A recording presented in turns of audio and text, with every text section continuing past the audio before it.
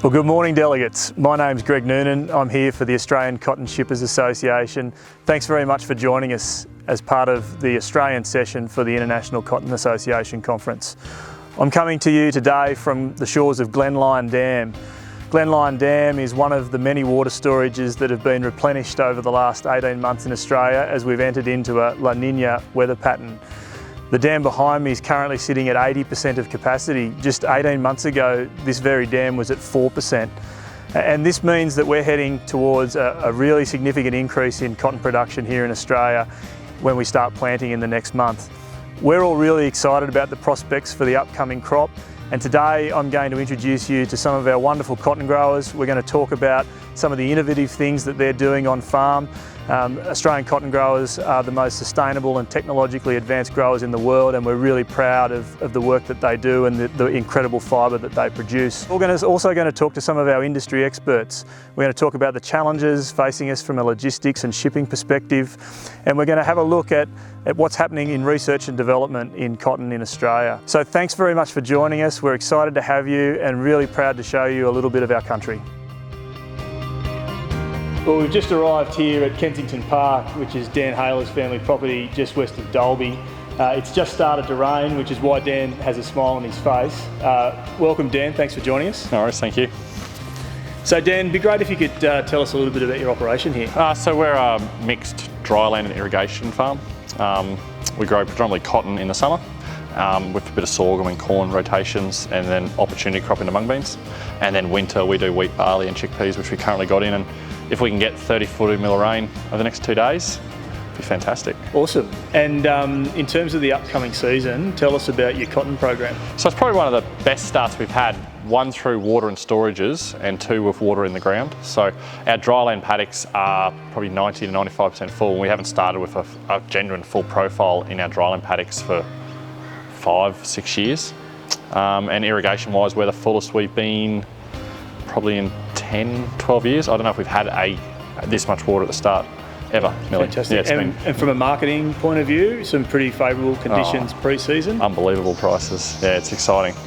And so in terms of your expected production bale-wise for this season, what are you thinking? So hoping off about 500 hectares of irrigation, around that 7,500 bales. So we're trying to aim for about 15 bales a hectare. And then dryland's highly variable. Our average yield is about 4. We're going to put about 400 hectares in. Last year we went 5 bales a hectare. If it's a good year we could do 6 or 7. So somewhere between that 1,500 to 2,500 bales off our dryland, which would be nice. Fantastic.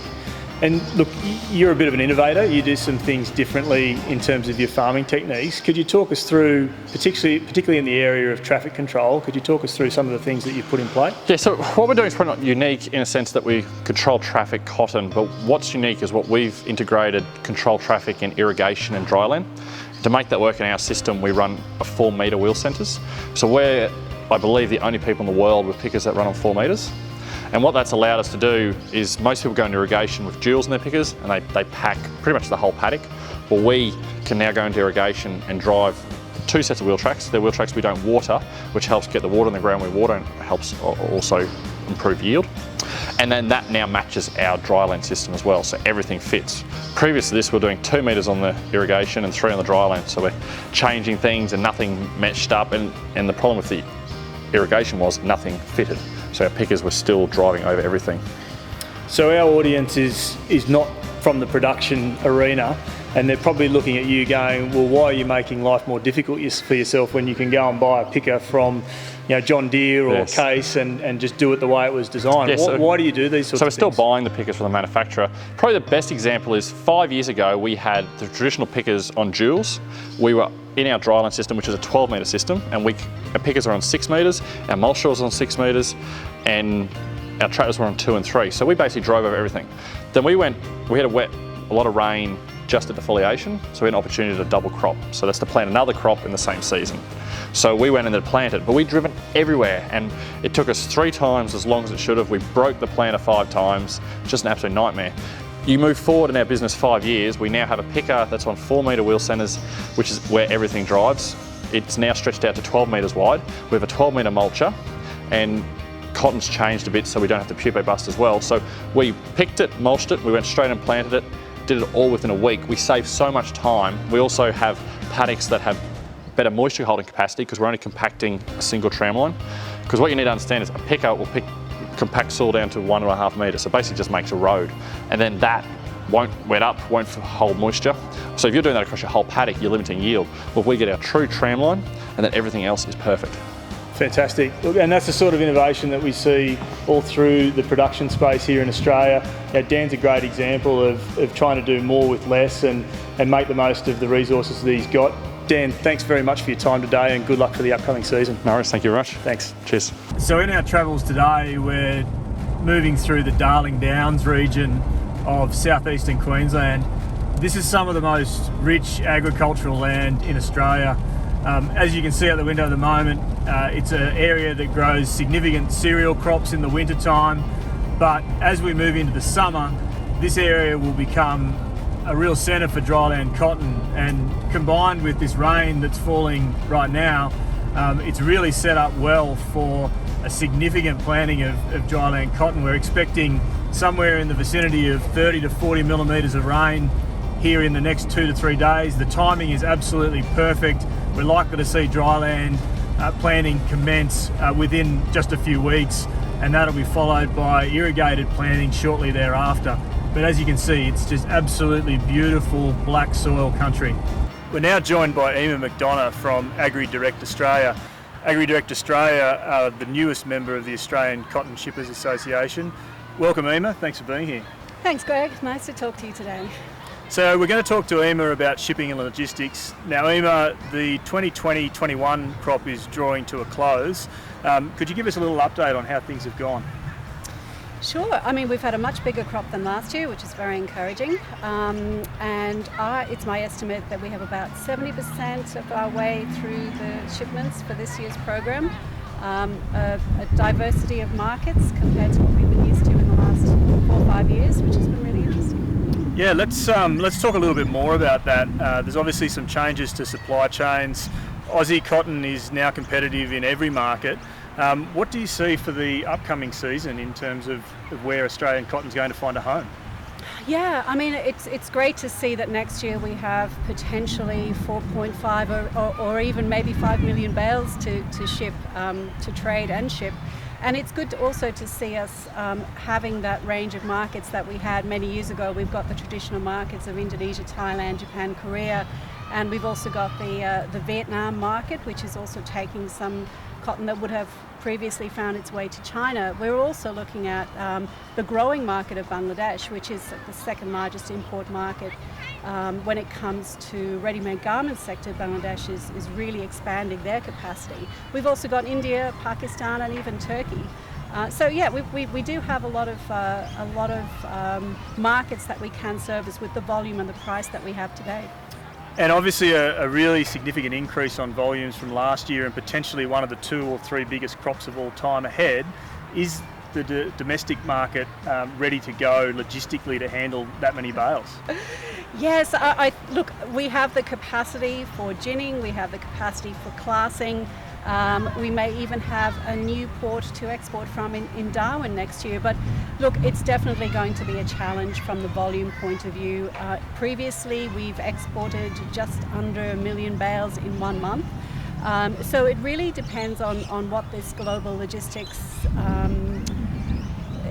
crisis will mean for us next year. You know, do we get additional space on the berth? And it's my view that we probably won't see any additional capacity coming into our region until the end of 22 or even early 23. So it will be a challenge. I mean, domestically we're certainly positioned to do it. From the shipments out point of view, it remains to be seen. There's a lot of work to be done around that.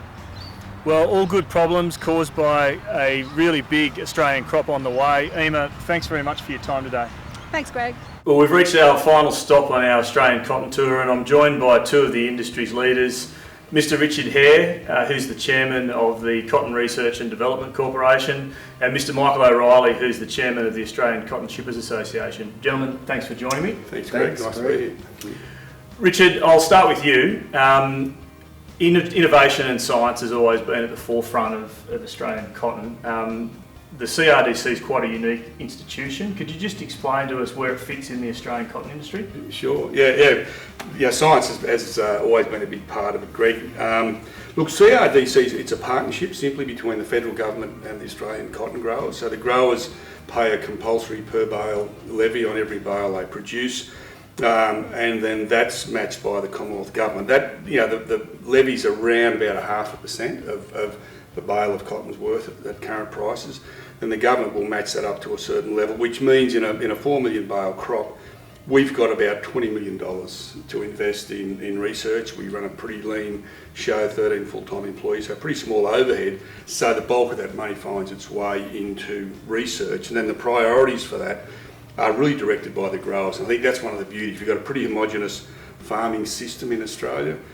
We get together with a panel of growers at the start of every year, and we ask them to call out the problems, both current and emerging, that they see in front of them, and then we go about finding research solutions to those grower-driven problems. So I think it's been really effective, and it's a great asset for the industry. Yeah, fantastic. Michael, you wear a couple of hats, obviously chairman of the Cotton Shippers Association, but you're also export marketing manager at Olam. Yes. So you're deeply immersed in the execution of the old season crop. Yes. Can you talk to us a little bit how we found the quality of this season? Yeah, the quality this year, to be fair, has been variable from high to low and everything in between. But mainly, if the variability in colour grade was due to several weather events. But the silver lining to that is that has put a lot of water into dams and into other catchments. That's certainly going to help next year. The big crop that's coming at us next year is certainly benefited from those weather events that has come this year. That I guess you could say that has caused that grade variability. So a bit of a silver lining, we've underpinned production but potentially suffered a little bit. That's right, yeah, that's certainly the case, yes. Richard, increasingly we hear from retailers, brands and consumers about the importance of sustainability when it comes to agriculture and the production of all raw materials.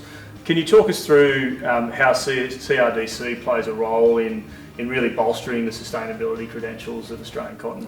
Yeah, look, you're absolutely right. I think we've got to be really committed to sustainability, and I think the industry is, whether it's the BMP program and participation in BCI. So what CRDC's focus has been, and really what research's focus has been on around water use efficiency. So the industry has proudly doubled our water use efficiency over the past 20 years, and in a water-short country like Australia, that's a great achievement, because we've got both structural and physical variability in water availability for the industry. So that's been a big issue.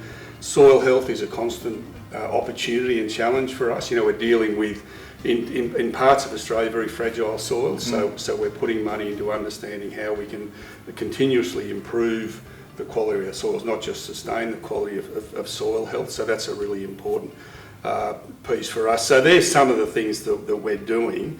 Disease management probably at the moment is a big priority for us as well. So yeah, great. Yeah, absolutely. And one of the emerging issues in Australian agriculture is obviously carbon as well. Yes. Is that something that CRDC's looking at? Yeah, we are actually, funny enough, we're part of a group now through the CRDC system that's looking directly into climate change and looking at understanding our balance sheet, effectively our carbon balance sheet and P&L. And so how can we as an industry start managing from that baseline to actually improve our carbon performance, which means reducing our emissions, and that could be through carbon sequestration. So that's a real focus for us across multiple agri sectors, and we're a really engaged part of that. Yeah, fantastic. Michael, we've heard over the course of this tour from producers who are really excited about the production prospects, and we think conservatively there's at least 4.5 million bales on the way for Australian cotton. That presents a logistical challenge in its own right.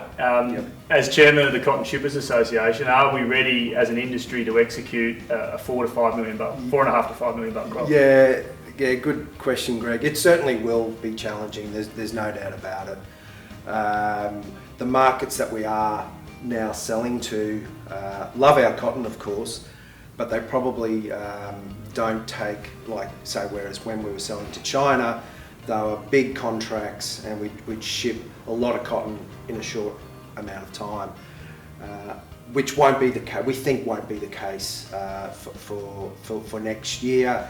So the cotton will go, but it'll just take a little bit longer to be shipped, is our view at the moment. Yeah, fantastic. And in terms of the marketing of that crop, Yes. You mentioned China, and that won't be an export destination for Australian cotton. Yeah. Are we seeing Australian cotton competitive in a range of other markets? We certainly are, which is great. A lot of the markets that we're now selling to, which we've always sold to over many years, and it's about, I guess for us, it's re-establishing ourselves in those markets, selling more volume into those markets and taking some of that market share back where we've lost out to, say, US and Brazil when we had drought, when our price was high. So our focus now is to re-establish ourselves in those markets, and we're quite excited about that. Yeah, fantastic. Yeah. And a closing question for both of you.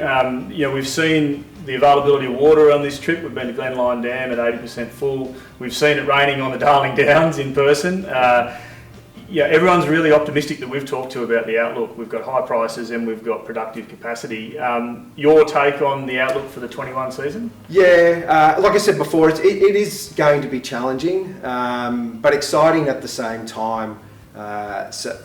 We believe that the bales will go. It will be a challenge. Things can change quite quickly as well. So you just got to be careful and be ready for change, good or not so good. So challenge but excited. Fantastic. Richard, your perspective? Yeah, I agree with Mike. It is exciting. I think we have this possible, twin success factor, which is good prices and good water. But we've got a long way to go. We haven't stuck a seed in the ground yet, and markets and nature have a wonderful way of straightening us up. Just when we think we've got the whole system under control, they've got a wonderful way to straighten us up. So good, optimistic about it. Optimistic about agriculture generally, but we've got to get through the season yet. So fantastic, gentlemen. Thanks very much for your time today. Great. Thank you Thanks, very Greg. much, Greg. Thank you. Well, that brings to a conclusion our quick tour of the Queensland cotton industry. I hope you've enjoyed our presentation. As you can see, we're all really excited about the prospects ahead. We've got water in the irrigation system and our growers are ready to produce the world's best fibre. They say the weather in Queensland is beautiful one day, perfect the next. We haven't quite demonstrated that today, but as you can see, we're all pretty happy about the fact that there's plenty of rain around. We're now going to move to a Q&A session with some of our industry experts. I'd encourage you to send through your questions to have them answered. And if you have any inquiries about securing Australian cotton, please reach out to the Australian Cotton Shippers Association or any of our members. Thank you very much.